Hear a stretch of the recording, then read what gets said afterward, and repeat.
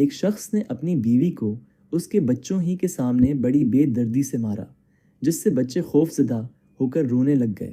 بچوں کا یہ حال دیکھ کر ماں رنجیدہ ہو گئی۔ جیسے ہی اس کے شوہر نے اس کے چہرے پر مارا تو روتے ہوئے کہنے لگی، میں بچوں کی وجہ سے رو رہی ہوں۔ اور پھر اچانک کہا، میں جا کر تیری شکایت کروں گی۔ شوہر: تجھے کس نے کہہ دیا؟ میں تجھے باہر جانے کی اجازت دوں گا۔ بیوی: کیا تیرا خیال ہے تو نے دروازے اور کھڑکیوں سمیت سارے رابطے کے دروازے بند کر دیے ہیں، اسی لیے تو مجھے شکایت کرنے سے روک لے گا۔ شوہر انتہائی تعجب کے ساتھ: پھر تم کیا کرو گی؟ بیوی: میں رابطہ کروں گی۔ شوہر: تیرے سارے موبائل میرے پاس ہیں، اب جو تو چاہے کر۔ جیسے ہی بیوی حمام کی طرف لپکی، شوہر نے سمجھا شاید یہ حمام کی کھڑکی سے بھاگنے کی کوشش کرے گی، اسی لیے شوہر بھاگ کر جلدی سے حمام کے باہر کھڑکی کے پاس کھڑا ہو کر انتظار کرنے لگا۔ جب شوہر نے دیکھا کہ یہ عورت نکلنے کی بالکل کوشش نہیں کر رہی ہے تو وہ واپس اندر آیا اور حمام کے دروازے کے پاس آ کر کھڑا اس کے نکلنے کا انتظار کرنے لگا۔ جب وہ حمام سے باہر نکلی تو چہرہ وضو کے پانی سے تر تھا اور لبوں پر بہت ہی پیاری سی مسکراہٹ سجا کی تھی۔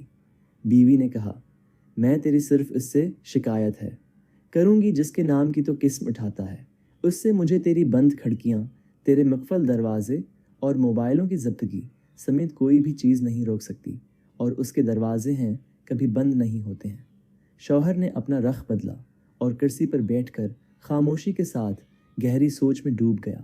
اندر جا کر بیوی نے نماز ادا کی اور خوب لمبا سجدہ کیا۔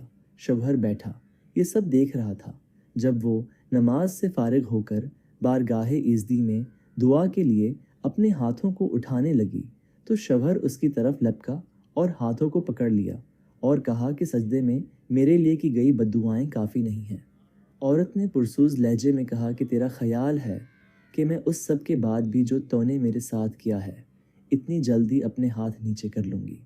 شوہر: بخدا یہ سب مجھ سے غصے میں ہوا ہے، میں نے قصدن نہیں کیا۔ بیوی: اسی لیے میں تیرے لیے تھوڑی دعا پر اکتفا نہیں کر سکتی۔ بددعائیں تو میں نے شیطان کے لیے کر رہی تھی جس نے تجھے غصہ دلایا۔ میں اتنی احمق نہیں ہوں کہ اپنے شوہر اور شریک حیات کے لیے بددعا کروں۔ یہ سن کر شوہر کی آنکھوں سے آنسوؤں کی دھار لگ گئی اور اس نے بیوی کے ہاتھ کو بوسہ دیتے ہوئے کہا، میں آج آپ سے وعدہ کرتا ہوں کبھی بھی آپ کو برائی کے ارادے سے ٹچ تک نہیں کروں گا۔